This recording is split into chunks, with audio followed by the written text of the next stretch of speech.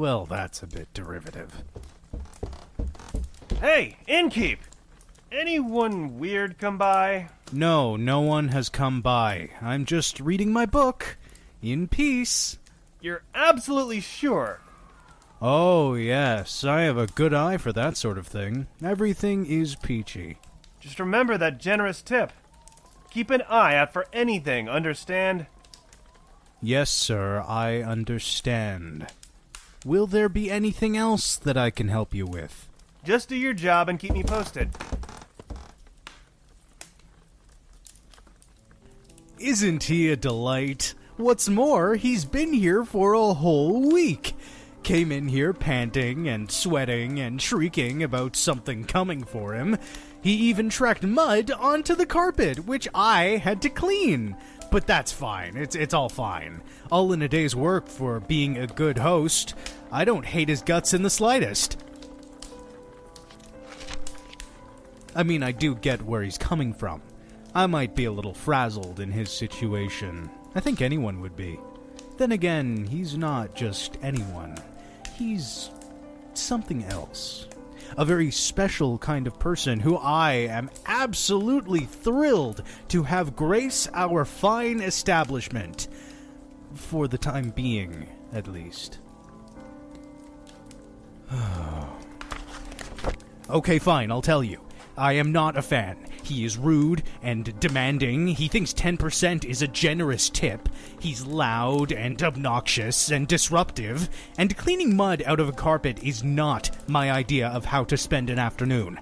I desperately look forward to his inevitable departure. He is a tool. Well, now I'm all riled up. Maybe I could calm down with a story. I suppose you are guests, kind of. You can hear my voice. It's quite a story, too, and if you're willing to hear me complain about some terrible customer, perhaps you're interested in hearing such a tale. It's bloody and a little dark, but I love how it ends. I've taken to calling it Featherlace. So make yourself comfortable wherever you are, and listen.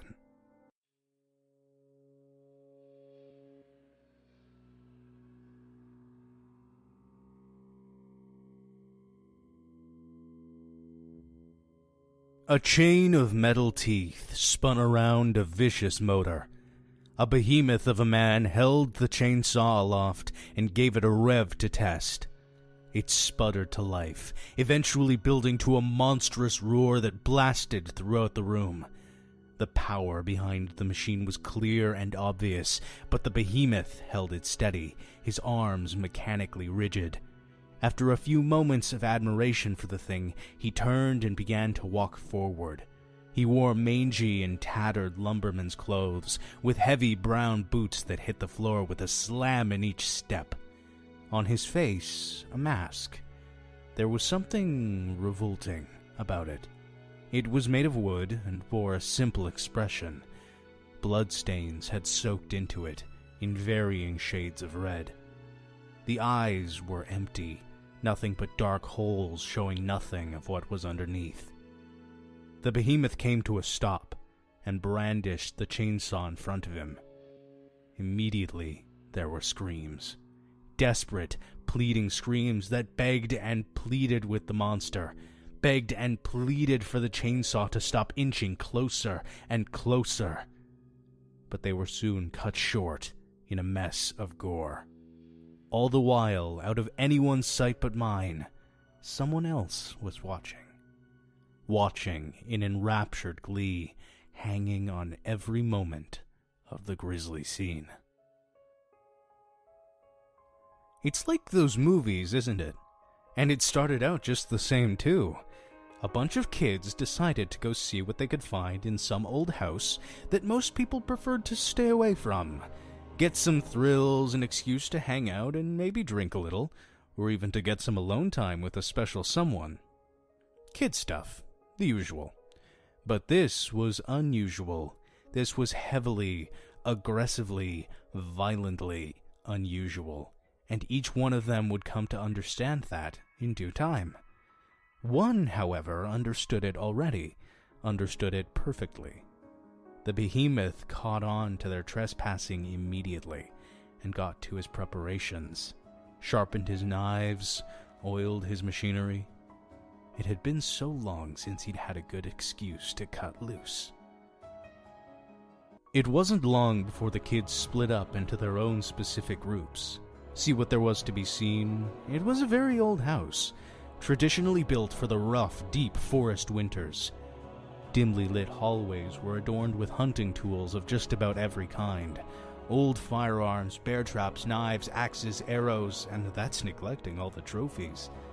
Caked with dust, the heads of bears and moose and deer hung everywhere, statements of accomplishment.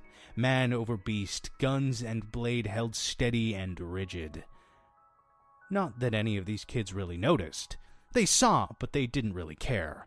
To them, it was just old. A little creepy, but hey, why else would they be here? One of the more reasonable ones brought up the possibility that someone might still live here, but they were quickly shut down. All the lights were off, another reason, and no one's touched any of this stuff in decades. Look at all the dust. However reasonable that one kid was, he wasn't reasonable enough to think any further than that. He was just glad he got invited after all. Meanwhile, listening intently to all the footsteps plodding along upstairs, the behemoth continued to prepare, and the one watching shuddered with anticipation.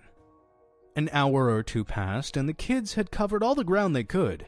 They'd noticed that the door to the basement was locked tight, but that was no big loss. After all, in the kitchen, a bunch of guys had cracked open a box of beers. In one of the bedrooms, one couple were trying to sneak in a quickie. The kids with more specific interests marveled at all the frightening features of the house. Everyone was solidly entertained, but in the midst of all this activity, the door to the basement opened with an eerie creak. One of them noticed. One of them had waited for this moment since they got here. Long before that even. Before a suggestion to their circle of friends that they should check the house out in the first place. In fact, they'd been waiting a full year. Ever since the day that they happened to go there on their own, purely by chance. They liked to wander, see whatever there might be to be seen, and did they ever get their chance to see something? After just an hour of loitering nearby, they heard the sounds of far-off screaming. It grew loud in short time, but no matter how loud it got, the forest swallowed the sound. The only ones who could hear it were them, the girl screaming, and the behemoth dragging her to his house by her ankle. Their eyes widened and they took quick cover. The girl struggled wildly as she was dragged over dirt and stone. Their heart beat fast and their brain fired on all cylinders. Adrenaline pumped through their whole body. Everything was telling him to run, but morbid fascination kept him rooted where he stood, watching intently as the behemoth pulled the girl up the wooden stairs to his house, with a loud thunk each time her head smashed against a step. Now, with the door open, the show was about to begin, and being well hidden, they were ready to be thrilled all over again. The behemoth moved fast and strong, heavy boots slamming with each step to a living room, where one poor soul was flipping through their phone. With one swift motion, he swung a great hatchet and drove it deep into the kid's neck. Blood gushed from the wound, more and more of it being drawn out of the kid's wild struggle to do something, anything about what had happened to them. But nothing could be done. Blood continued to gush until there was only enough left to dribble out slowly from the lifeless corpse left behind. The behemoth was already gone, leaving the hatchet with his victim. He had plenty of ways to get the rest. The guys in the kitchen were still laughing and drinking, having a good time, all things considered. One of them noticed the heavy footsteps passing in another room, but they couldn't muster up the will to care. Probably just some guy. Maybe that one person. The weird one. They brought them up with the others. Brought up how they suggested this place to the group out of nowhere, and really fought to have people go. Another one of the guys spoke up, saying that it turned out to be a good call, and that this place was actually pretty okay. Still weird, though, the first guy said. and mentioned that they didn't even really know them that well. All the other guys shrugged and sipped their bottles. One of them said, very frankly, that he didn't really care, and was just happy to have a place to drink. At least they were good for that, he continued. The first guy sighed, and they let go of the topic. No use thinking about someone like that. Just some weirdo, after all. Blood dripped from the behemoth's hands as they wrapped around the throat of one of the kids in the bedroom. Her boyfriend laid on the bed, impaled onto it by a long iron shaft. She choked and sobbed and clawed at the behemoth's hands, but they held firm as he choked the life out of her. She couldn't even scream for help. Then it was all over, so quickly. Too quickly, even. At least for the one that was watching. They sneered, wishing that the big oaf could have kept it up a little longer. But no, he was too efficient. Didn't take much time to revel in his work. Oh well, the one watching thought. He may not have been perfect, but he was still something to behold. The behemoth plodded out of the room, swiftly followed. The carnage held steady. The kids eventually discovered the tattered corpses of their friends and scrambled madly to the doors like caged animals. But, as it turns out, the cage was locked, and there was no escape. Those left alive heard the smashing steps of the behemoth as he approached, a hunting knife dragged along the old wooden walls.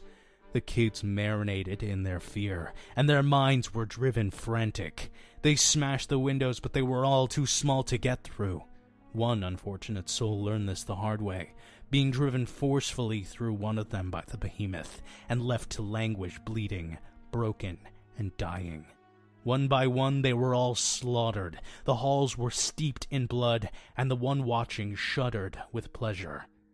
This is what they'd been waiting for, and they thought it was glorious. And now we come to the beginning of the story.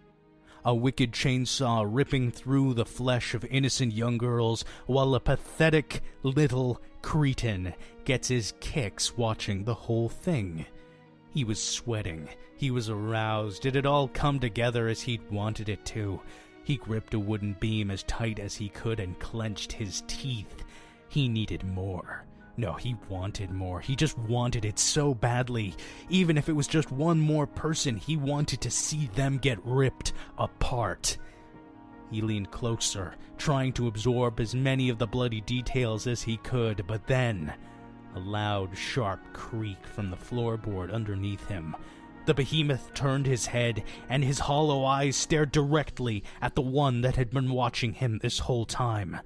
Now, finally, was the time to run, and the watcher bolted from his hiding place, his legs a flurry of frenzied movement, taking him far away as quick as he could manage. He wasn't stupid. He'd planned an escape, a hole in the wall just big enough for him to get through. And once he just kept running, running and running and running. That is, until he found himself at the foot of a humble little inn, right in the middle of nowhere.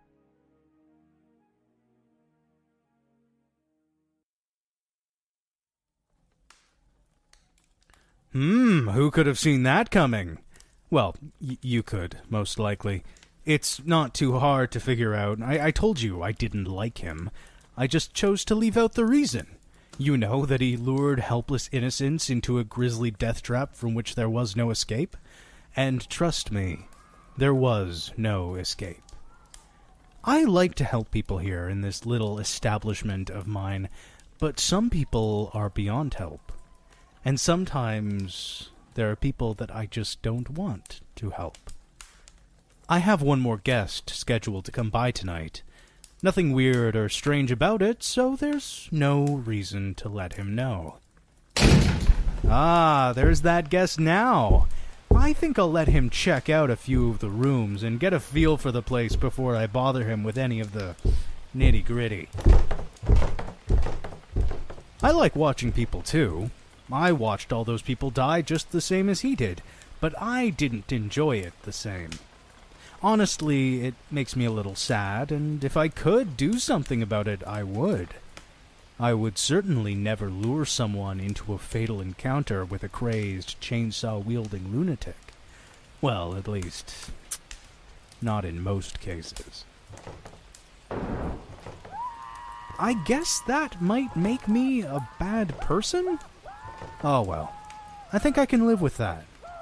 Luckily for him, though, he won't have to.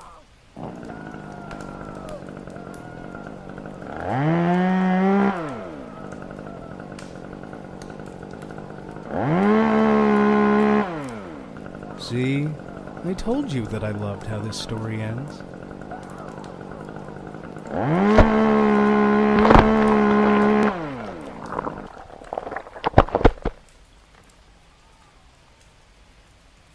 I definitely feel a bit better now.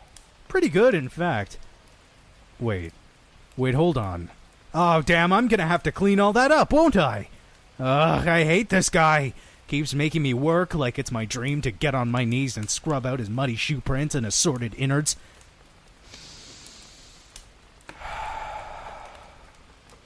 Well, until next time, this was a story from the outside in, and I guess I know what I'm doing for the next 3 hours.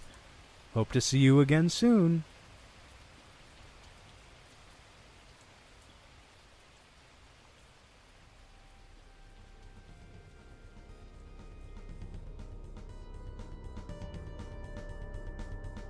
Thank you for listening to From the Outside In, created by T.J. HERRIOT. The writer of this episode and the voice of Sal the Innkeeper is T.J. HERRIOT. The voice of the Watcher is Stephen Bessette. This episode was edited by Adam Chapman with music by Eidolon Orpheus. You can follow us on Twitter at OutsideInCast or email us at FromTheOutsideInPodcast@gmail.com. You can also check out our episodes on YouTube and Google Play. If you're a writer, musician, actor, or anything else that would like to help with the show, feel free to tweet or email us whenever.